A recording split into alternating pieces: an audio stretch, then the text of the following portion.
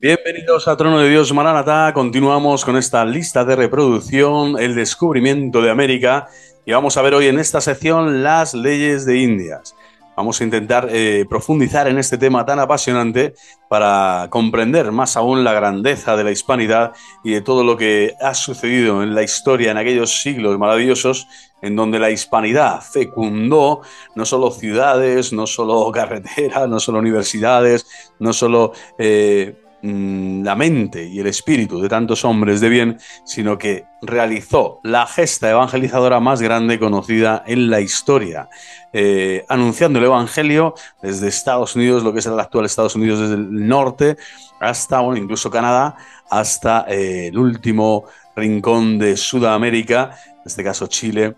Bueno, vamos a ver la grandeza y siempre nos encomendamos a la Santísima Virgen María, que es la patrona de la hispanidad, Nuestra Señora del Pilar y Nuestra Señora la Inmaculada Concepción, patrona de España, que sin duda estuvieron detrás de esta gesta y, como no, Nuestra Señora de Guadalupe. Siempre es la Virgen María, la única Virgen María que existe, la Virgen de Nazaret, Madre de Dios y Madre nuestra, Madre de Cristo, nuestro Salvador, pero en estas advocaciones, sin duda alguna, está un elenco precioso de cómo la providencia divina quiso que el hispano católico fuera el que fecundara todas estas tierras, como digo, con la fe que salva, la única fe que ha aportado a plenitud, no solo una civilización humana, sino la revelación misma de Dios. La fe apostólica, la fe cristiana católica. Bueno, vamos a encomendarnos a la Virgen María. Ave María, gratia plena, Dominus tecum, benedicta tu in mulieribus, et benedictus fructus ventris tui, Jesús. Santa María, Mater Dei, ora pro nobis peccatoribus, nunc et in hora mortis nostre. Amén. Gloria Patri et Filio et Spiritui Santo, sicut erat in principio, nunc et semper et in saecula saeculorum. Amén.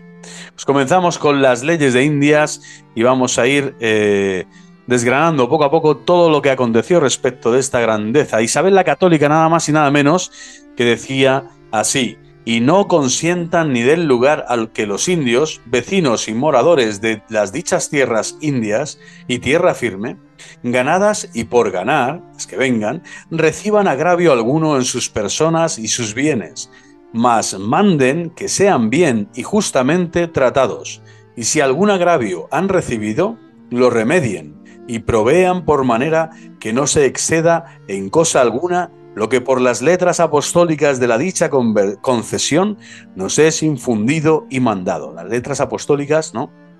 Concesión del romano pontífice de todas las tierras nuevas descubiertas. Bueno, maravilloso, ¿no? Isabel la Católica Santa, Isabel la Católica ora pro nobis. Bueno, nacen los derechos humanos. Esta es la primera sección dentro de las leyes de Indias. A finales del siglo XV, todo el mundo conocido era Europa. Ciertamente se sabía de la existencia de África y Asia, pero sería aventurarse demasiado el afirmar que se sabía poco más que el hecho en sí de la mera existencia de dichos continentes. Las rutas terrestres desde Europa a dichos mundos se encontraban prácticamente cortadas desde hace varios siglos a causa del Islam, y las rutas marítimas eran inviables, dado el escaso desarrollo técnico y científico en el arte de la navegación de por aquel entonces. Se podía afirmar que desde la desaparición del Imperio Romano, acaecida 1000 años antes, la pequeña Europa vivía aislada del resto del planeta, y salvo episodios accidentales como los viajes de Marco Polo o las cruzadas, no tenían comunicación con el resto del mundo exterior.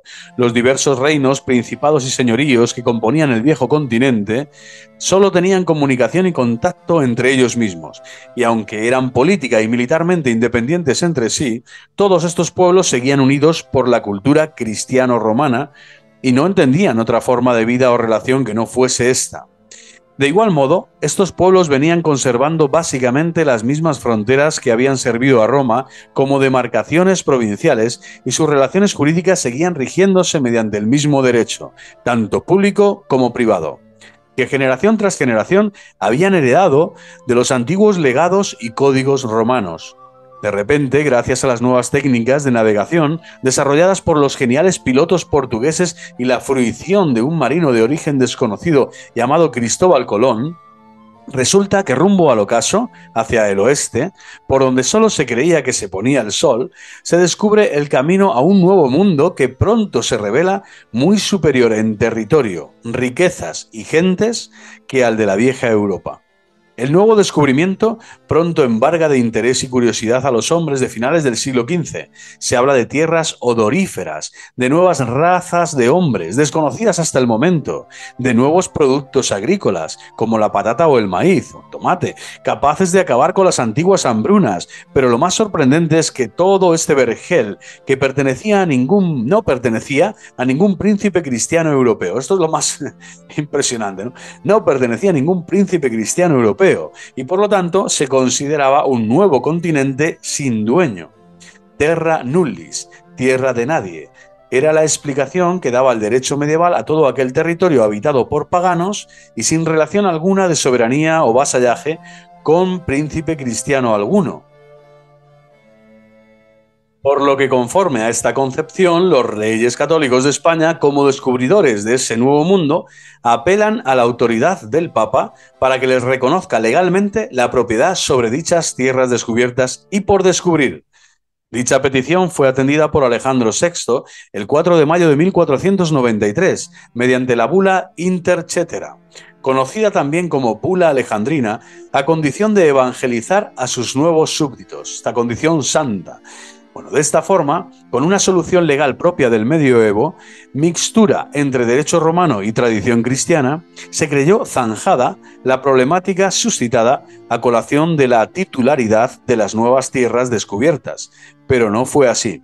Y no pasó mucho tiempo antes de que buena parte de la intelectualidad española, escuchen bien, en contra de la opinión legal y cultural de la época, y sobre todo en contra del propio interés económico y político de su propio país, se cuestionase la licitud moral de obligar a todo un continente a formar parte de un imperio, con el que no les unía ninguna relación previa, y en base a un derecho que nunca habían conocido, ni menos aceptado. Pero más sorprendente resulta todavía el hecho de que estas autocríticas al derecho de conquista no se formulan en contra o al margen del poder, sino de forma directamente alentada por la mismísima corona. De buenas a primeras, resulta que los reyes de España ponen en tela de juicio sus propios derechos sobre unos territorios obtenidos mediante una simple bula papal, más ricos y extensos de los que habían heredado de todos sus antepasados, tras ganarlos en 100 batallas.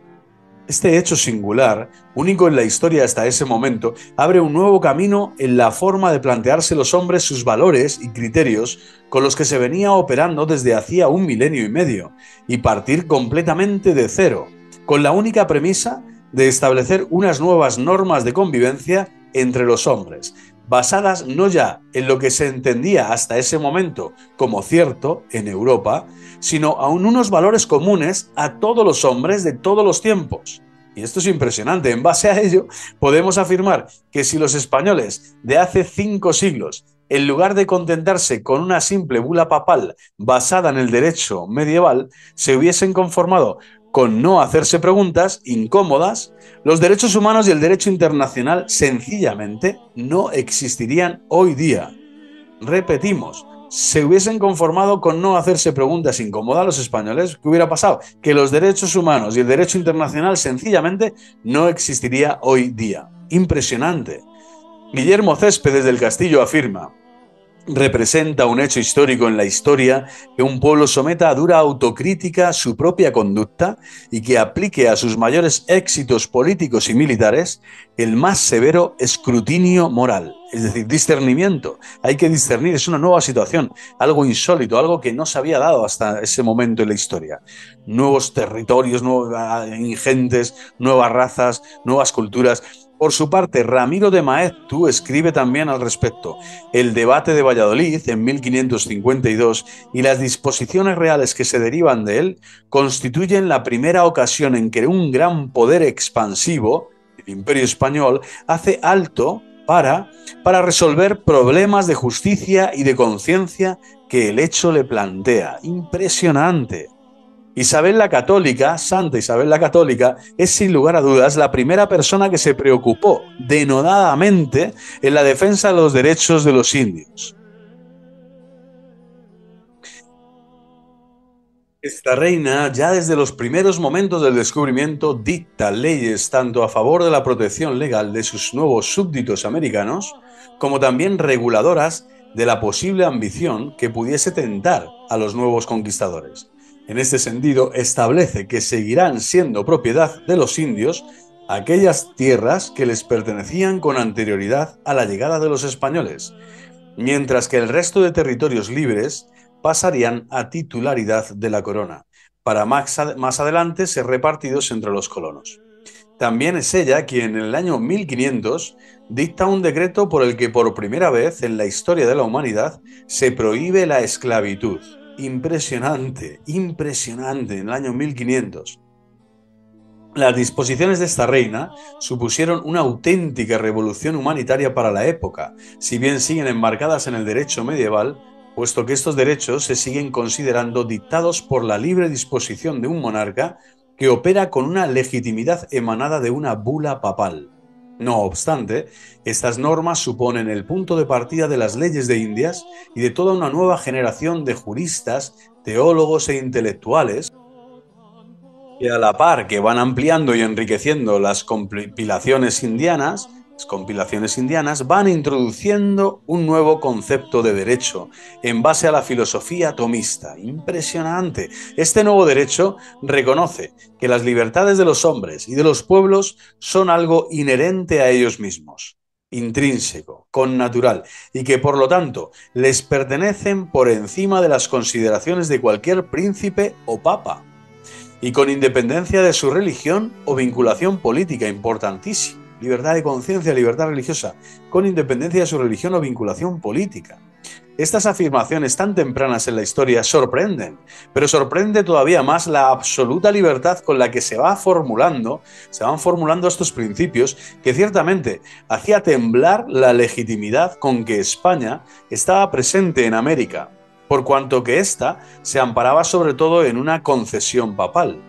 La libertad con que hablaron y escribieron estos hombres no solo estuvo completamente garantizada, sino que contó con el permanente apoyo y reconocimiento de los monarcas, y yo diría con el sostenimiento y el influjo y el soplo del Espíritu Santo desde el primer momento hasta que se decretan, ¿no? Estas normas de forma ya taxativa, de forma legal, de forma eficaz. De entre estos intelectuales destaca con luz propia el catedrático de la Universidad de Salamanca, Francisco de Vitoria, 1483-1546.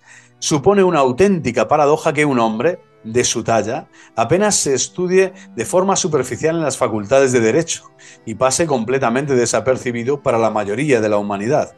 Esto quiere decir que la leyenda negra ha llegado a estos estratos académicos, ¿no? Y ha dejado marginados precisamente a los fundadores, a los que dan origen al derecho internacional público.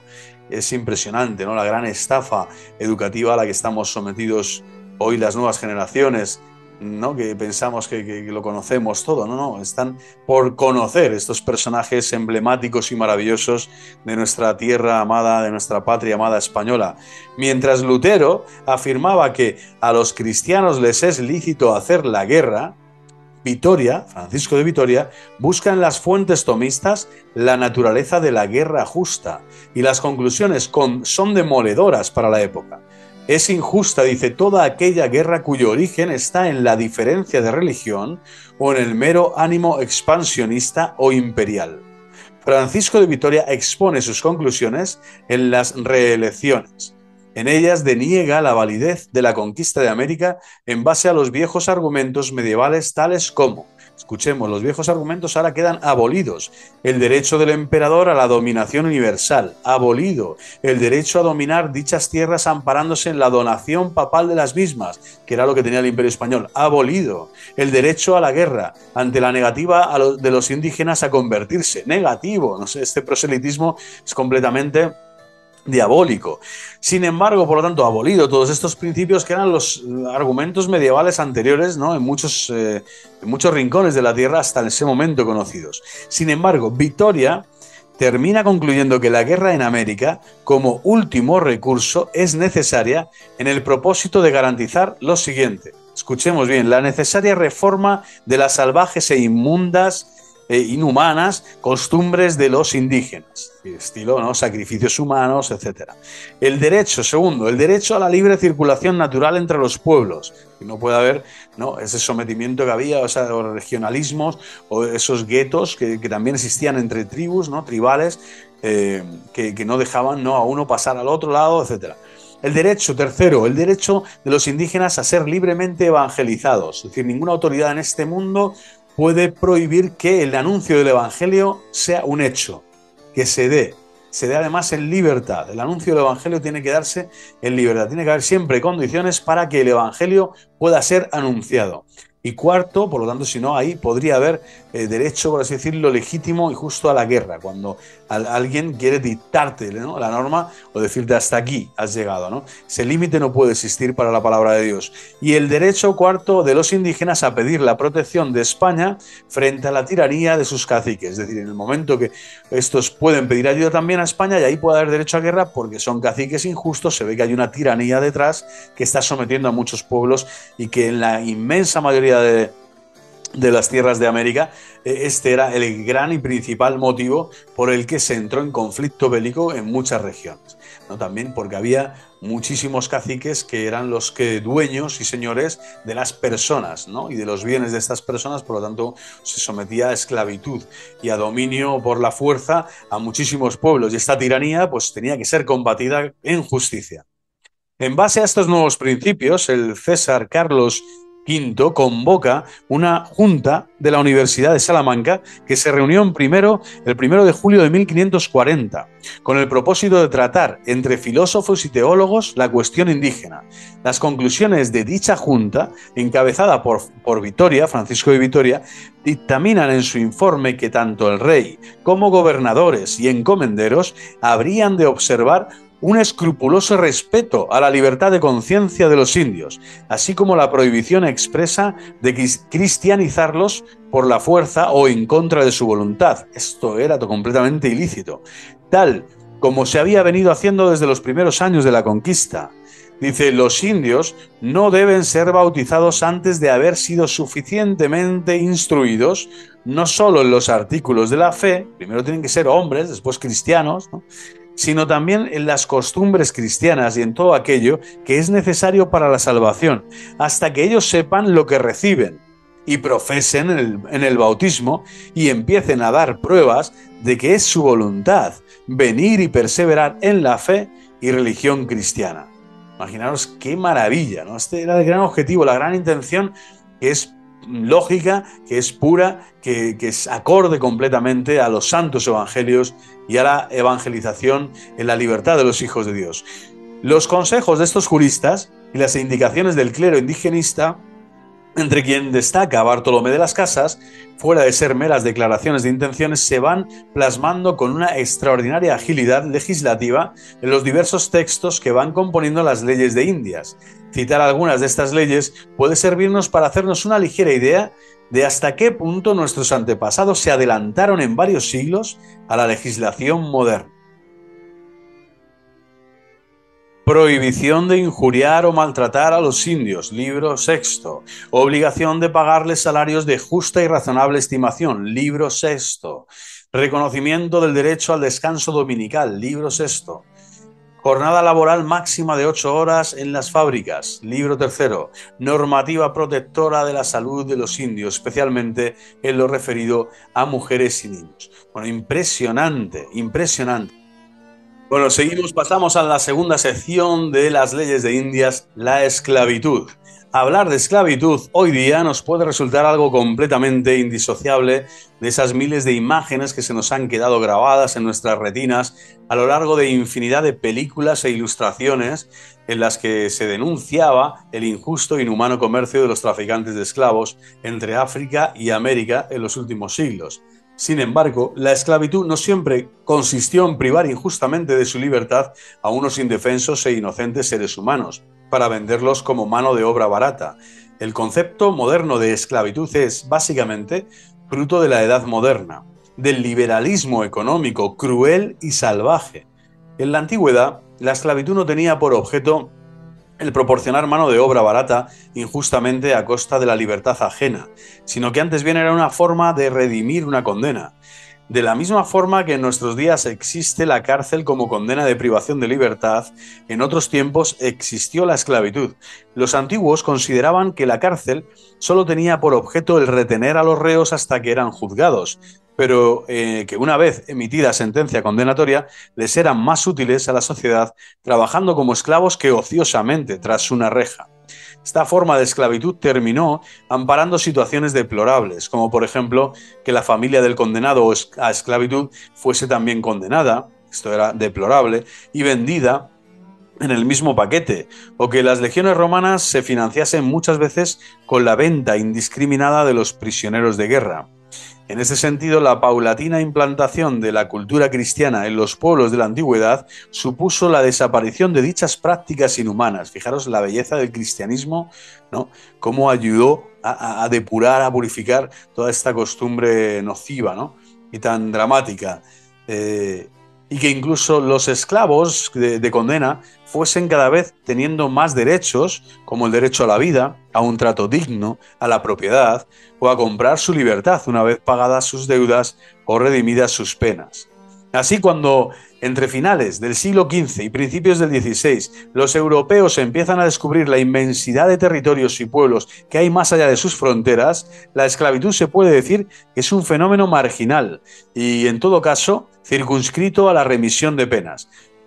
Pero serán los nuevos descubrimientos y sobre todo la codicia que se va despertando en la incipiente burguesía a medida que se van abriendo las grandes rutas comerciales, los fenómenos que hagan emerger de nuevo en la historia los episodios más tristes de la esclavitud. En este sentido, España y Portugal serán líderes indiscutibles en la carrera de los descubrimientos, las primeras naciones europeas en enfrentarse al dilema de qué hacer con los habitantes de esas nuevas tierras, y algunos, sin pensárselo dos veces, decidieron que lo más oportuno era venderlos como esclavos. Sin embargo, este aparente retroceso histórico sirvió de acicate de estímulo, para elaborar las primeras formulaciones modernas de derechos humanos. Y así Isabel la Católica, volvemos a Santa Isabel la Católica, dicta una ley el 20 de septiembre de 1477 por la que se prohíbe hacer esclavos a los guanches, naturales de las recién conquistadas tierras de Canarias, ¿no? Esta es la primera normativa frente a la esclavitud, ¿no? Los guanches, este pueblo originario canario de las Islas Canarias. Pronto, un tal Peralta parece ignorar esta ley, la ignora, dedicándose a comerciar con esclavos guanches en la península, donde posteriormente son vendidos. Este hecho es denunciado por Fray Miguel López de la Serna ante la reina Isabel, quien mediante real cédula con fecha 27 de agosto de 1490 ordena la inmediata libertad de cuantos canarios habían sido vendidos. Y pocos años antes, en 1480, esta misma reina dicta la sentencia arbitral de Guadalupe, por la que se declaran como completamente libres e iguales de derechos a todos los súbditos de sus reinos. A todos los súbditos de sus reinos. De repente, de esta forma tan sencilla como olvidada, la humanidad deja atrás una época de la historia marcada por el poder omnívodo de unos pocos sobre unos muchos y entra de lleno en la carrera de los derechos civiles.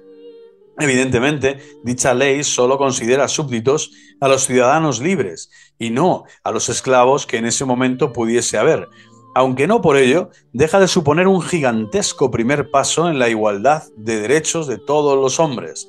Será unos años más tarde, a raíz del descubrimiento de América, cuando esta misma reina dé el segundo y definitivo paso: la abolición de la esclavitud. La abolición de la esclavitud.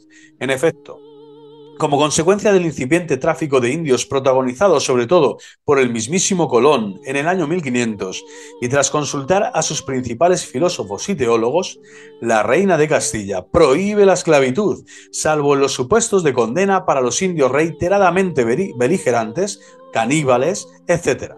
Poco después, en 1530, un real decreto termina por prohibir completamente la esclavitud en cualquier tipo de circunstancia.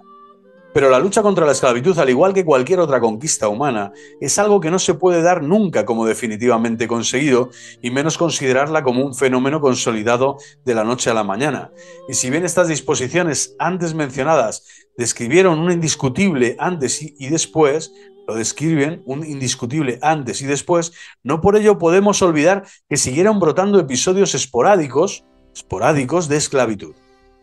Así, por ejemplo, y amparándose en la institución de las encomiendas, algunos tipos de trabajos forzados llegaron a convertirse de facto en una auténtica réplica de la esclavitud, por lo que en 1549 otro real decreto prohíbe duramente sustituir en las encomiendas los tributos por trabajos forzados, con el propósito de acabar con tales abusos. La obsesión de la corona española, por lo tanto, en la lucha contra la esclavitud va caracterizando y conquista, ¿no? Va caracterizando al descubrimiento y conquista de América. Esto es clarísimo. La corona española lucha contra la esclavitud desde el primer momento y van todos estos pasos hasta ya abolirla por completo. Valga como ejemplo que Carlos V, como solución a sus acuciantes necesidades de tesorería, arrendó, a cambio de una fuerte cantidad monetaria, importantes núcleos mineros en Venezuela y otras poblaciones a sus banqueros alemanes, y que una vez enterado del injusto trato que estos propiciaban a los trabajadores indígenas, prefirió rescindir el contrato a una costa de verse obligado a renunciar a tan lucrativas rentas. La esclavitud es reiteradamente prohibida por las leyes nuevas de 1542, y si bien es cierto que Felipe II se deja presionar por los colonos del Caribe, haciendo concesiones especiales para Puerto Rico y la Española, en 1553, vuelve a dejar claro este monarca que su repulsa es total hacia este tipo de institución que es la esclavitud, prohibiendo una vez más la esclavitud e incluso haciendo extensiva dicha prohibición a la incipiente importación de esclavos negros principiada por Bartolomé de las Casas. La esclavitud de forma ilegal, continuó funcionando al abrigo de la infinidad de islas que componen el Caribe, donde los piratas y traficantes ingleses se lucraron en los siglos siguientes comerciando con los negros traídos de África. Abraham Lincoln es recordado en el mundo entero por abolir la esclavitud. Sin quitarle mérito, lo único que hizo fue reconocer lo que tanto Isabel I, reina de España, como los monarcas que la sucedieron hicieron casi 4 siglos antes. 4 siglos antes, dato mata relato. La esclavitud, no obstante, es un fenómeno que vive su mejor apogeo en nuestros días. El éxito de haber resucitado dicha institución estriba en haber sabido suprimir los onerosos costes de logística y comercialización. En efecto, ya no es necesario transportar a los esclavos de una parte a otra del orbe, ni siquiera el venderlos. Resulta abrumadoramente más rentable exportarlos en sus países de origen. Hombres, mujeres, niños de las más tiernas infancias y ancianos son explotados de manera brutal como mano de obra barata en el tercer mundo por parte del primer mundo, sin necesidad de que nadie se escandalice. En la esclavitud europea de la antigüedad o en la época de los negros de los Estados Unidos, los propietarios de esclavos estaban obligados al menos a alimentar debidamente a sus esclavos. Hoy día las multinacionales de renombre le pagan menos a uno de sus trabajadores del tercer mundo que lo que tendrían que gastarse si hubiesen de alimentarlos a diario en Europa o en los Estados Unidos, sin contar con lo que se ahorran en tener que traerlos, comprarlos y enterrarlos. Esto vale la pena repetirlo, es muy fuerte. Hoy día las multinacionales de renombre le pagan menos a uno de sus trabajadores del tercer mundo que lo que tendrían que gastarse si hubiesen de alimentarlos a diario en Europa o en Estados Unidos, sin contar con que se ahorran el tener que traerlos, comprarlos y enterrarlos. Esta es la dura realidad y la denunciamos aquí públicamente, como lo denuncia la Iglesia, todo tipo de trata de personas, también de injustos salarios y todo este genocidio, vamos a decir, económico, comercialista, materialista, implantado en este mundo donde se adora al Dios dinero de forma tan cruel y bastarda para que los ricos sean cada vez más ricos y los pobres cada vez más esclavizados. En este sentido, además, ¿no? Sin aparente dolo, ¿no? Por lo bajo, ¿no? En este secuestro permanente, ¿no? De condiciones completamente injustas. y tan contrarias a la dignidad personal de niños, de jóvenes, de mujeres, de niños, de hombres. Pasamos a la tercera sección y última, las encomiendas. ¿Qué es la encomienda? En contra de lo que se ha pensado o dicho en multitud de ocasiones, no fue una institución, esta de la encomienda, inventada de nuevo a raíz de la conquista de América. Antes bien, es un fenómeno social que encuentra sus raíces en la reconquista castellana, en la que los cristianos precisaban de un sistema social de organización con el que colonizar y habitar la vasta meseta que encontraban despoblada tras sus victorias. La encomienda, aunque no se conociese bajo ese nombre, forma parte de la cultura jurídica y social de España cuando a finales del siglo XV se encuentra ante unos vastísimos territorios de proporciones desbordantes, poblados de cantidades ingentes de nuevos súbditos a los que es necesario dotar de una forma social de convivencia lo más parecida posible a la Europa del momento. Será el mismo Colón quien trasplante a América la encomienda y su sucesor, Nicolás de Obando, quien acabe consagrando dicha institución. En ella los indios fuera de ser unos desposeídos, son propietarios de pleno derecho de aquellas tierras que trabajan y del rendimiento de las mismas pagan un tributo o servicio a su encomendero, quien a su vez tiene obligación de protegerlos y cristianizarlos. Como toda institución humana, la encomienda dio lugar a ciertos abusos y, en contados casos, incluso degeneró en una especie de esclavitud encubierta. Ciertamente esto ocurrió, de la misma forma que también es cierto que tanto la corona española como la Iglesia mantuvieron una estricta y perseverante vigilancia, la Santa Inquisición, tendente a cortar de raíz tal tipo de abusos. Afirmar que la encomienda fue un sistema organizado de esclavitud, aparte de suponer una flagrante falsificación de la historia, es una deliberada forma de privar a la humanidad de uno de los más preciosos testimonios de auténtica solidaridad entre un imperio gigante y poderoso y sus pobres y humildes nuevos súbditos. El mismo Nicolás de Obando, en el tempranísimo 1503, y siendo por aquel entonces gobernador de la Española, escribe a la corona instándole a que dé instrucciones para que, primero, la conversión de los indios se realice sin hacerles fuerza alguna, sin coacción, sin hacerles fuerza alguna. Por lo tanto, la evangelización, la conversión de los indios tiene que realizarse sin hacerles fuerza alguna. Segundo, los indios, en lugar de vivir de forma dispersa y primitiva, se congregan en pueblos, como están las personas que viven en nuestros reinos. Y la estructura social del pueblo, ¿no?, tiene que ser la lógica, la que tiene que implantarse, tiene que realizarse en aquellos territorios. Y tercero, que se fomenten los matrimonios interraciales en vistas a una más pronta civilización y cristianización. Esto es impresionante. Aquí está ya como norma intencional del mestizaje, de la universalidad propia del cristiano, del católico. El mestizaje está como un fruto, ¿no?, necesario para que se dé esta ley natural, esta ley divina, este orden de la naturaleza y este orden de la gracia, se mezclen y crean esta simbiosis, esta civilización a través de la cristianización de nuevos pueblos para gloria de Dios y también para bien de todo el imperio español que estaba extendiéndose. Bueno, maravilloso. No existe el racismo en ningún momento y la racialidad del pueblo hispano es precisamente que se produzca esta mezcla, esta mixtura, ¿no?, entre los pueblos nuevos que se van descubriendo. A cargo de las encomiendas se solía situar en forma de pago y agradecimiento a los supervivientes de las épicas expediciones y conquistas. Muchas veces estos hombres, que se habían jugado la vida a la única carta de huir del anonimato en España para ser alguien en América o morir en el intento, pretendieron resucitar y trasladar a América los viejos sistemas feudales abolidos tiempo atrás por los reyes católicos, pero que aún formaban parte de los sueños y la imaginación de quienes en los siglos de feudalismo no fueron más que labriegos. Así, para impedir que las encomiendas acabasen convirtiéndose en un sistema vitalicio, importantísimo, los reyes católicos decretan en 1509, nada más y nada menos, poquitos años después del primer descubrimiento de las tierras americanas, que el derecho de encomienda no podrá nunca considerarse a perpetuidad.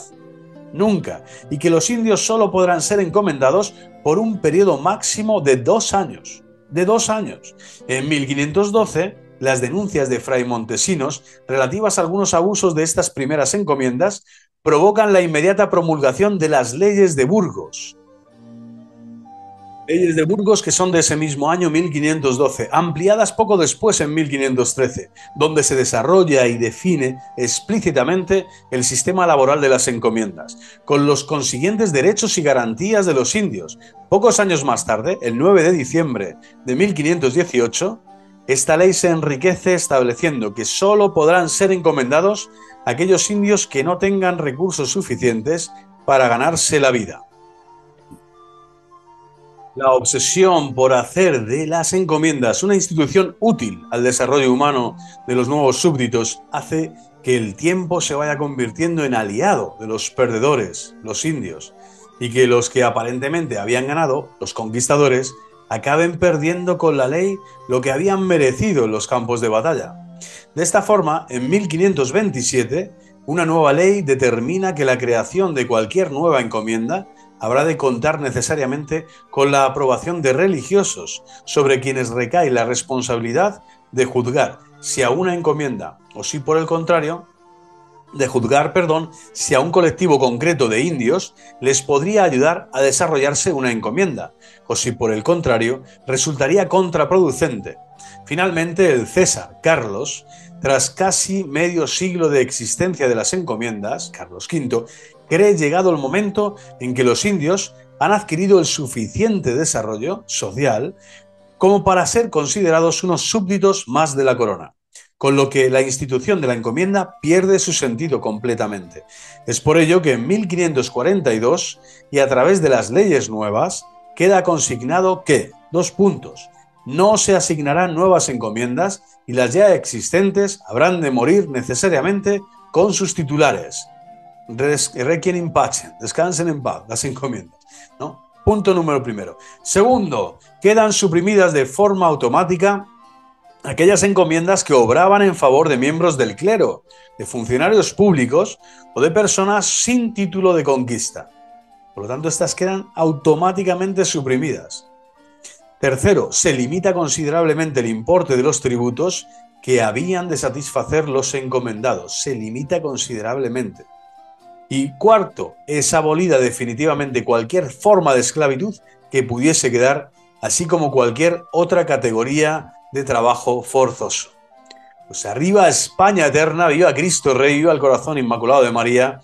Y hasta aquí el descubrimiento de América, también pues abundando y sosteniendo que toda leyenda negra al respecto tiene que ser abolida, nunca mejor dicho, tiene que ser la ley nueva, la ley verdadera, la ley objetiva de la propia historia, la que entre en juego para descifrar todos los engaños y todos los subterfugios que nos han metido, nos han inoculado en los libros de texto y en tantas generaciones que hoy en día parecemos párvulas, en las que me incluyo, en lo referente a lo que es la historia y el dato histórico. Conviene conocer la historia para amar el presente y caminar hacia el futuro de una verdadera España, una España unida, una España unificadora, una España expansiva siempre en la palabra de Dios, en los sacramentos, en la vida de la Iglesia, en la fe gloriosa que nos gloriamos de profesar como hijos del apóstol Santiago, como miembros vivos y activos del cuerpo místico de Cristo, como hijos de Santa María Reina, Inmaculada Concepción, Nuestra Señora del Pilar y Nuestra Señora de Guadalupe. Pues que viva Cristo Rey, que Dios Todopoderoso, Padre, Hijo y Espíritu Santo sigan bendiciendo vuestras vidas y a vuestras familias en todo momento y lugar. Y hasta la próxima.